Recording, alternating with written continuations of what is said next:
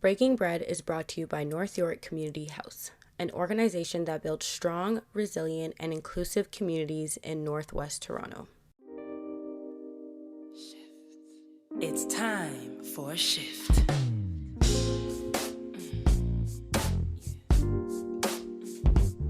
This is the shift. Big change, big things in the phase. Yeah. Big change, big things. Hello, everyone, and welcome back.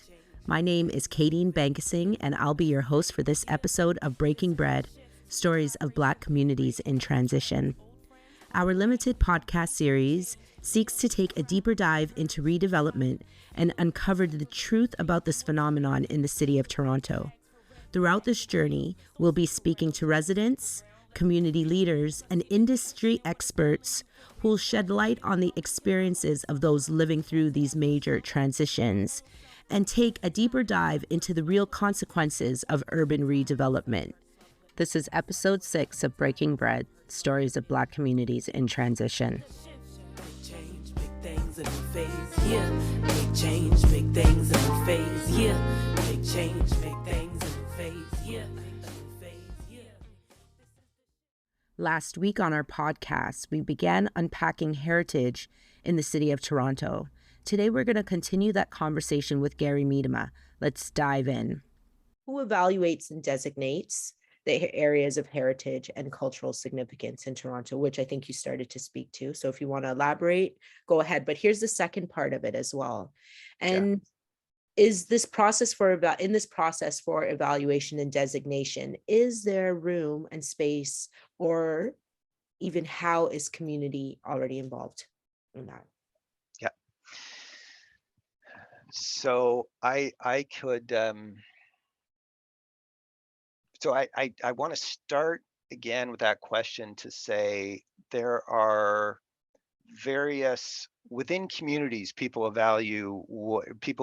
will evaluate what is important to the history of their communities, right? So again, I think there's many ways of determining what is heritage, and there's many people determining that. Heritage Toronto has its reasons for doing what it does. Museums have their reasons for doing what we do. Mhm. Historical societies will focus on one thing and not on the other. I mean, that's the amazing thing about history, is that history is really whatever slice of the past that we're particularly interested in, and then how we find those stories, right? So so that evaluation is happening everywhere in the city all the time by many, many people. Our piece of the pie is heritage planning, which is really, I think, what you're interested in terms of buildings and places. So we've got a number of tools that I'll back up and talk about. And I think I do want to talk about that provincial criteria a bit too, because that'll Yes, help, please I do. think, nail Yes, down. please do. Absolutely. So here's where we dip into law and as a framework for what we do. And I think whenever you're going to talk to a city staffer in particular, what you will eventually get down to is, what is the legislation that allows us to do what we do, right? Because we can only act based on what either council has allowed us to do and said, please do this, or what provincial legislation allows us to do. So the provincial legislation that allows us to do the very specific task of heritage that we do, which is identify places that meet provincial criteria, put them on the register so we can conserve them going forward. Okay. Okay, that's the very specific piece that our unit does. We are empowered to do that by the Ontario Heritage Act. You can Google it, it's all there. It's actually not that messy to read through, but what it does do is it lays out how we do what we do, the processes for doing what we do. And then it also, through Regulation 906, and there's the technical term, but this is the regulation that gives us the criteria we use. So I'm going to try to hold on to a thread here, but we'll talk about the criteria first. So the provincial criteria that we've been given come in 3 big buckets. And this is always interesting for people to understand too, because I think often when people think of a heritage building, they think of design, architecture, right? So it's going to be old city hall or the lovely old bank building on the corner, with some nice stonework, or so we tend to think very quickly of design, of landmarks, of that type of building. um, there's three subcategories in that, but that in that big category of design, that's really what it's about. We're talking about design excellence. Or is this building not just an outstanding unique building? It doesn't have to be that. Is it representative of a particular type of building? Is it a good representative of a particular type of building? It could be conserved for that reason as well. So that's design. So Right. the second piece is, and this is I think where it starts to get more interesting, is that a property can be considered to have heritage value because of its historical or associative values. So Mm-hmm. there's design. Now we're not talking about design anymore. We're not even talking about what the building looks like. Mm-hmm. We're talking about what's the history Mm-hmm. of this building, and who are the organizations, individuals, institutions of significance to a community that are related to that building. So the obvious one might be to think of in terms of design is an architect, and that's not because of the design, but it's because this is a really important architect, right? So Mm-hmm. there are big architects in the history of the city. E.J. Lennox is one of them. He designed Old City Hall. If you find a building by E.J. Lennox, it's kind of throw on the brakes, right? Let's look at this really carefully because he's an important architect.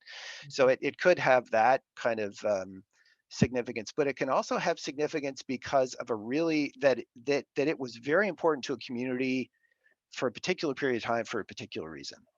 And that importance is such that even if the building doesn't look like much, it's important just because of what happened in it, right? So that can be a reason to conserve a building or a Yes. place. I shouldn't just keep saying buildings. It's also a place. It could be a landscape. Mm-hmm. So the third one is contextual value, and that means essentially how does a property support or maintain or even define the character of an area? Is it a landmark? Is one easy way to think about it. So it could be that that building is important just because it is, you know, for many, many, many years, it's just been there and we all know it and love it as that's the building on the corner of blank and blank, right? So these landmarks that just help to define a sense of place of Yes. where we are. So Yes. that's a kind of landmark value, but it could also be that the building is not grand or significantly an outstanding design all on its own, but it's a part of a cluster of buildings Uh-huh. that help form the character of a neighborhood. Uh-huh. So we have recently been looking at main streets, the old main streets in the city, like the Danforth, right, where you have a lot of those 2-story, 3-story commercial buildings. Yep. Any one of those buildings, you might walk past and go, it's a 2-story, commercial building. But when they're in significant groups or clusters together, they help to really tell that story of the Danforth, right? Yep. And of how it was built. So every community kind of has some of those places as well, right? That are just a part of the character of the area. So those are the criteria that are given to us by the province. And the job that we have, and I'll talk about who we are in a second, the job that we have then is to research, engage with communities, and take whatever we learn and put them through that criteria and say, does this meet the standard for, or does this merit significance in a way that we can say to council, yes, this is, and then we write a significant staff report. You can look all those up. They're all online. They're buried in the city system. I could point you to that with a link, and you can read. Some of them are 40 pages, some of them are 60 pages, and they kind of tell the story of this is why Yeah. this building is important. Yep. Those criteria and the reports are really important because, as you can imagine, on the one side of heritage, we have the heritage advocates, the local community folks, people who just know the history of the community and want it conserved. And on the other side, we have the property owners who, when we make a property, when we say a property is on the heritage register, uh, suddenly now have a new process Yeah. and new rules that they have to deal with. Wow. And property owners are not always excited, as you can imagine, about having to learn a whole other system and work through another process that helps to conserve their property. So this is a legal process. It's not just an honorific. Mm-hmm. It means that if we say, if city council says this building is heritage, it means that how that property changes, there will be some restrictions on that, Yeah, yeah. It's right? gonna fall within some kind of, yeah, other frame. Exactly. Yeah. It can change, but there will very likely be restrictions on how it can change. Mhm. So the folks who are doing this work in our unit, we've got a unit of about 25 people. We come from a bunch of different educational backgrounds. I would say a number of us are trained as urban planners, urban designers with a heritage interest. A number of us, like me, come to it with PhDs in history. Some have specific training in public history or heritage conservation and specific degrees in that. We have two archaeologists on our team because archaeology is a part of what we do. Wow. So there's really I think a big spectrum of how you could become a heritage planner, which is what our designations are really. Um, and it's this team, again, half of us are involved in the research and evaluation side and the recommendation side, and half of us are involved on the side of, okay, now a property's on the register and a property owner wants to either put a condominium on the site or do an addition on the back of their house or change their front porch, or the level of detail, right, can be very broad. And that team is responsible for looking at why the building is important and Mm, then looking at what the changes are and trying to find a way of working with the owner to do the change they want to do, mhm, and but also make sure that the property is appropriately conserved. mhm. So I think I'm really interested then, to understand if, Oh, community, sorry. Yeah, yeah, yeah, actually, just to say, because part of what my work has been around community yeah, engagement yeah, and having, residents and others involved in these processes, right? yeah, yeah, So absolutely. Yeah. how does heritage planning work with community in this conversation of heritage? Yeah, excellent. So I would say, first of all, we have a process called, so the Toronto Heritage Survey, which is what I've been in, Mhm, has been, again, trying to build a process that we can take citywide that allows us to look at a whole area in order to understand what in that area might have heritage value. So that, and I'll position this in contrast to what has happened often in the past is, um, property A has a development application on it. It looks like it might have heritage. Here, quick, heritage planning team, look at it. Does it have heritage? Right. So everything's a rush, mhm, and you're looking at this building, but you're trying to look at it in the context of everything else. But you've got a limited time to do it because it's part of the development application. So a better way that we're trying to get ahead of that pressure is to do a systematic survey of an area that allows us to have time to more thoroughly engage with communities, understand what they value, and look at buildings as a part of that larger context of the community. So, with regards to engagement in that, engagement is a really critical part. And I'll say it this way, and this is really, I can also forward you a link for the Toronto Heritage Survey report so you can see what we're proposing to do in that.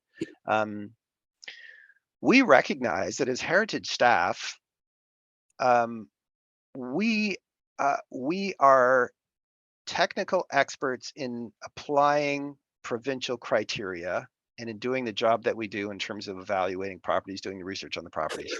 We are not experts in how communities value their properties. mhm, So in mhm, Lawrence Heights, we don't know what the community thinks is important. So, and in the past, uh, it would be an architectural historian would kind of walk through the community and go, doesn't meet the standard of architectural significance, or it does, and it would go on the register. We're trying to emphasize much more in our process that historical associative part of the criteria, not just design, and also contextual part, right? So we're trying to better understand properties in their context and also understand how they might be significant to a community. The only way we know that is if we engage with communities, right? mhm, And if we give communities opportunities to tell us what they think is important. And that's really why it's a pleasure for me to be here today, because I think part of that is communities need us to help them understand our criteria, right? And how what they tell us can feed into that criteria. Um, and then we need to have the opportunity to listen, and then to take what we hear and apply it to the criteria, then come back to communities and say, this is what we've done. What do you think? Right. So we have this process now, a heritage survey. One will be done in Little Jamaica, and that work is ongoing right now, and they're happening in lots of other. We're also in the middle of one in Jane and Finch right now, which is really interesting. And what we do is we typically hire folks outside of our staff team because there's so much work to be done. So we look for consultants, essentially, who are heritage professionals who can help us understand the built form, how it's come to be, the development of that area, right? And that's through mapping and looking at assessment records and land surveys and all that technical work. We can figure out which building was built when, by whom, and how that community came to be. But again, we don't know the lived experience of people in those buildings and how that history of those buildings may have shaped what might be valuable or what we're not. So there's that second stream of really emphasizing engagement and consultation with local communities. And we do that through heritage focus groups. So what we do when we come into a community is we're starting to apply this as a best practice, and we're doing it in Jane Finch, we're doing it in other communities now. We try to look at the census data, first of all, to say who's here.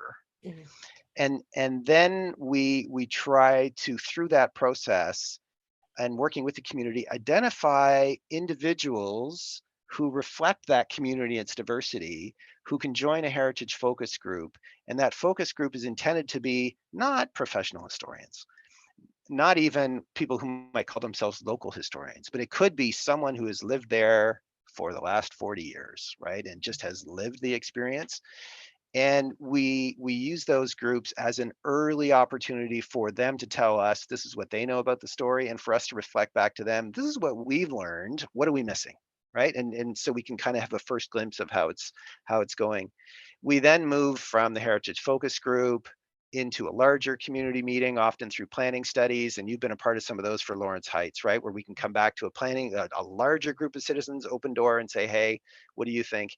And then we've also started to do individual interviews. So for those folks who have so much knowledge and they don't want to sit in a meeting or a heritage focus group, we are doing interviews to sit down with them and say, tell us about the history of this community and what you think is value. So, if it's in Jane Finch, we're looking for, knowledge keepers in that community to say, there's a significant Vietnamese community in Jane Finch, which is not maybe what we think about when we think of Jane Finch. What do they value, right? Are there places that were really important to them that we need to know about? And of course, that's apart from, again, the Black African Caribbean communities in Jane Finch, or, and et cetera. So it's really trying to be more proactive about seeking out those stories. And we're on a curve to get there. This is as you may know, in engaging communities, it's hard work. Yeah. And you don't do it quick a minute, right? It takes a lot of time and effort and resources to do it well. So I won't say we're doing it perfectly at all, but I think we're recognizing the work that needs to be done, and we're really trying to get there to do it. So that's through those studies and how we go about it. So we hear from communities, we have our experts looking at design, we put all that information together, we go through the criteria, and then we come back to the communities to say, okay, here's what we know about the communities, here's our summary of its history, and then here's the list of properties that we think merit conservation coming out of that list. What do you think? We get the feedback there. And then I'm not done, but we've got a couple of, there's a more, now we enter into a more bureaucratic process, I would say, where the city also has a committee structure. And again, you may be familiar with this, but Heritage has its own citizen advisory group called the Toronto Preservation Board. Yes. And we are mandated under the Ontario Heritage Act and under the city's municipal code to say whatever we're going to recommend to council, we first recommend through the Toronto Preservation Board. And the Toronto Preservation Board is an advisory group, volunteers appointed by council, who give advice to council. They don't decide, they give advice, right? Council makes the decision. So we'll go to the Toronto Preservation Board. That's a wide open meeting. Anyone is welcome to come. Challenge for many communities is they don't know what's happening, don't know how to access it, recognize all those issues, right? But it is intended to be, it is a public meeting, let me put it that way. And then the next layer is it goes to Toronto, or it goes to one of the community council meetings. And again, I expect maybe you've been to one of those meetings. It's another public meeting, an opportunity for people to depute if they so wish, to write letters, emails. Yep. And then it goes to council. So that's the flow of decision making. So there are many points for people to gain access to and contribute to that process. Key question, which I understand, is do people know about that process, and do they know how to access it? Do they have the technology to access it? Recognize all those concerns and issues, but that's how the process flows and how public engagement is a part of it. Thank you so much for that. And clearly, even in just your synopsis of these different stages and processes, right? It's already very detailed. And that's an overview. Now imagine having to navigate through that, determine which points you're able to access. And Yeah, I'm speaking this yeah. as somebody who is in the community saying, hey, this is, something that we're interested in being involved in or want to explore or interact with more closely because there's something that's important to us there. So what Um, I'll say, and I hear that, and I think this is why we're also, and I think city planning in general is getting better at this. There was a time again when there was a billboard put up in the community saying, and a notice that mails around, there's going to be a community meeting at this time and this night. yep. If you come, great. If you don't, Oh, well. sorry, we're moving on, right? And Yeah. and I think all of us are really in a movement of trying to be much more proactive Mhm, about making sure that we offer more opportunities in a wider variety of ways for people to contribute mhm. what they think and to inform the process. And again, it's a huge ongoing challenge, but it's one that we're working on. So Yeah, no, and I appreciate as well just hearing you say that we're conscientious of this because that, of course, we recognize it, and we're taking steps to be able to do that more effectively because that is really what people are hoping for. From an engagement perspective, we know that those meetings or those notices that you get in the mail, as we call them, they're checkbox engagement. Like, you know, yeah. spaces can say, we check that, yes, we did some community engagement, whether it was effective, whether it was inclusive or not, but it was done, right? So we understand that is generally being the flow of processes. So recognizing that, yes, there are individuals like yourself, whole departments within our kind of municipal body are saying, no, we are aware of this also is like a major step of in the right direction too. So And this is good for and us. but you know what? And I would say we are, so as a city, we are certainly, it is expected of us as city planners and heritage planners or city planners, we're part of the division. It's expected of us that we engage. Mhm. And um, so we have to do it. We know that. Um, but it is, and we have to sometimes do it in a certain way. There are certain engagements that that the legislation says you must do, right? Like the Toronto Preservation Board, or like a large community meeting for a planning study. There has to be a kind of statutory meeting. Mhm. I think that uh, those of us in city planning that I've known, that I've worked with, are all trying to um, those are check box only in that the legislation requires it, Is it? Yeah. but those are real opportunities. And I think that the regret is that communities have experiences in the past where it was a checkbox, right? They said something and it was ignored. Mhm. um, but I would just want to send the message out that these are also real opportunities to make your voice heard. Mhm. And they require time and resources. You've got to have childcare if you can make it to that evening meeting, or there are all kinds of barriers that I think we're also aware of. And the Jane Finch engagement process is working with a local community, the Jane Finch Center, to help engage, and we're trying to think through how we can, access youth and get youth to contribute through particular means at different times, how we can do pop-ups. We're trying to do all kinds of things to come to the community and to make it easier. I would just want to encourage folks to know that what we can only also work with what we hear. And when we really want to do our best, we need to hear from communities when we're not doing our best with ideas about how we could do better. Absolutely. But please do come out and contribute what you can, because that's the only way we can hear as city staff.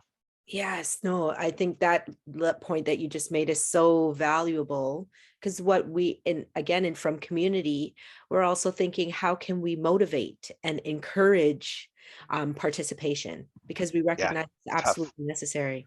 It's hard, but on the flip side of it, when people are saying, oh, we don't get what we need, we also want to say, hey, well, we've got to also be willing to put ourselves into spaces that are created for our voices, right? So, this relationship to those processes as well, because there's been trust broken. We want to Absolutely, repair of those. course.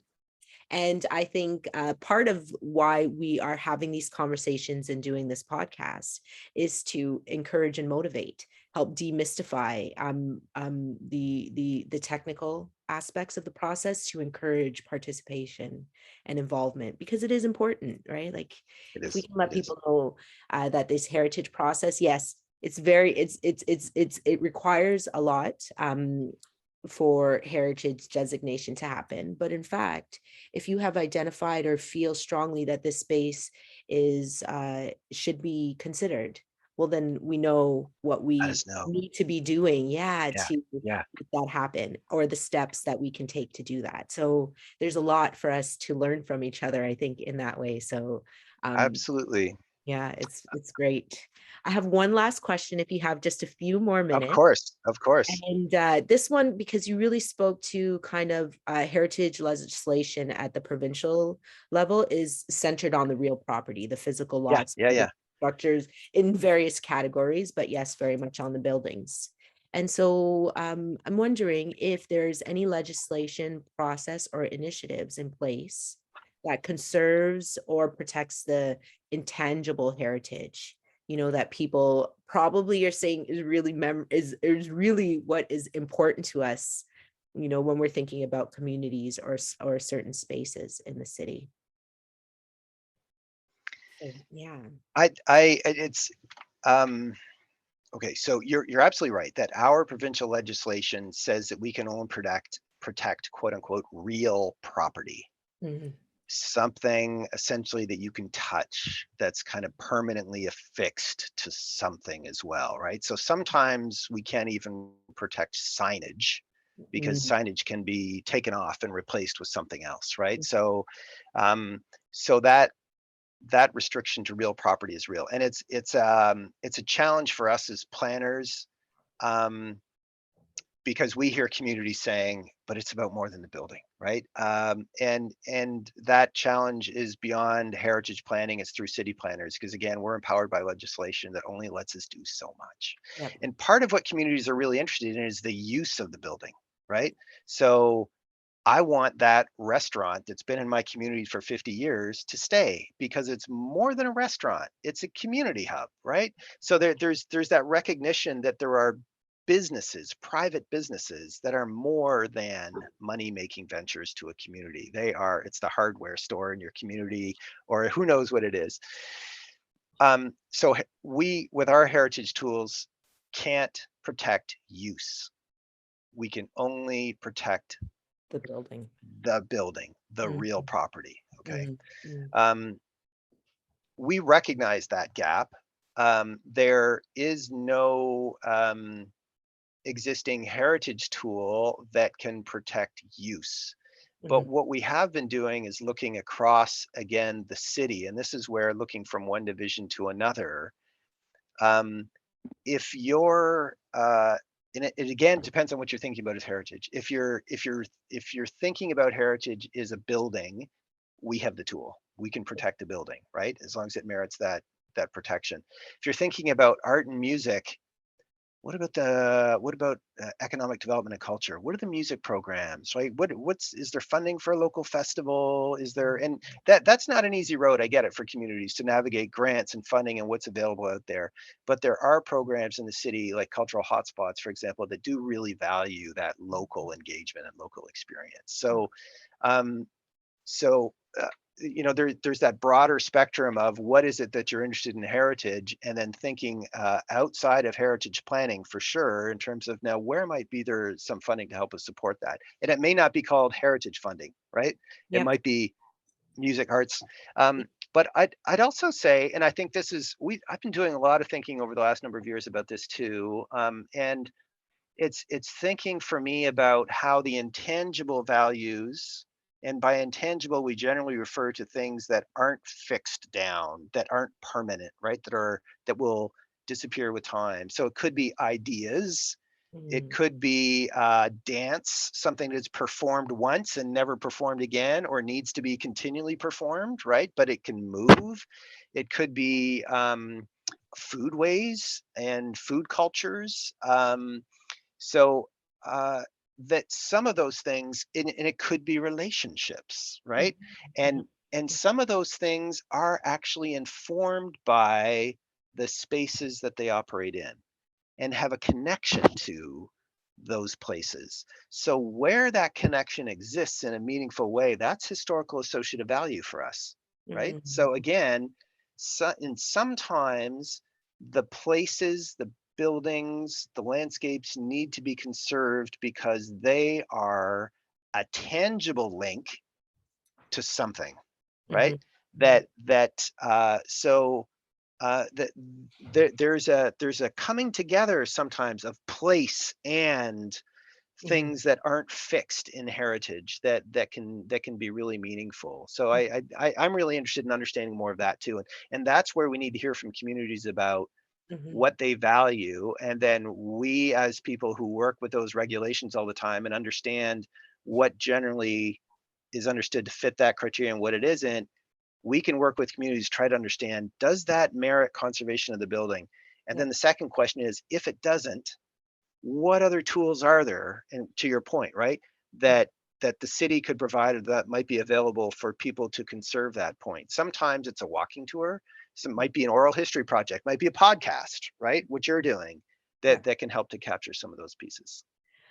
Thank you so much, because your last point just made me feel very hopeful, in a way of like, yeah, there's a lot of creativity that could be, that can or should become a part in how we start to even think about preservation preservation of heritage in that way, and the festival, right, that happens every year, that brings people together, that commemorates and and preserves memory, that's just as valuable as the monument, you Yeah, understand, that yeah, stands for that structure. So that made me actually absolutely. feel very hopeful in a moment, like, yeah, Good. maybe Well, maybe and our thoughts yeah, around heritage in our communities, right, is something that we need to expand and grow as well. And how we do that with, being able to learn more deeply on how it works can be really, really valuable for us as well. And how we start to think about and explore with it, and or work with our departments and divisions and, others who make this work happen and make the decisions happen. It's very, absolutely. yeah, it was for very encouraging in that moment. So I'm glad to hear it. And so, again, I can follow up with some links to some of these other units in the city to Heritage Toronto. I'd love to see a walking tour. I don't know if there has been one from Heritage Toronto and Lawrence Heights, but there should be, maybe they could add a walking tour to their program and raise awareness about the heritage of Lawrence Heights, right? So there's it all yeah. takes time and effort from communities, which I've come to deeply respect, right? A lot of people volunteer in this world, but Yeah, when we it's start to think important. about the relationship, for instance, of the Allen Road to the city, to Jane Jacobs and to Lawrence Heights, there's a real history there in how people felt, Absolutely.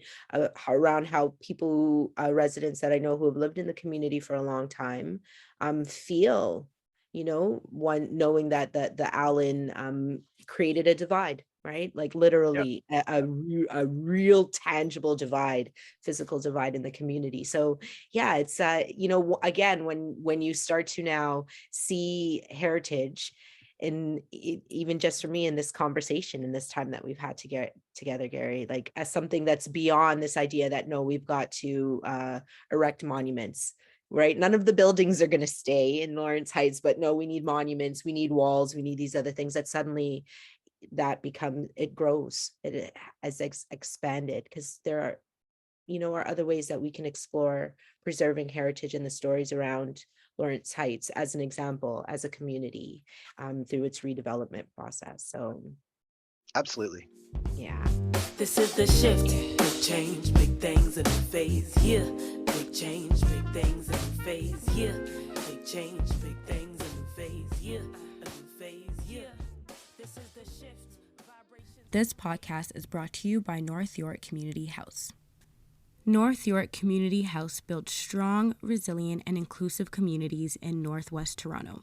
We help children, youth, parents, and seniors become active, engaged citizens who lead positive change in their neighborhoods. Find us at nych.ca.